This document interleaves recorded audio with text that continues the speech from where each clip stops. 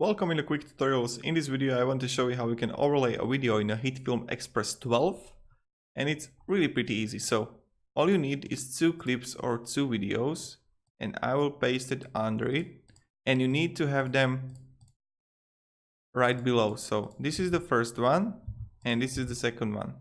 And now what you can do is just click on the first one, which is the in the upper, go to controls, go to transform and link the scale, and let's make it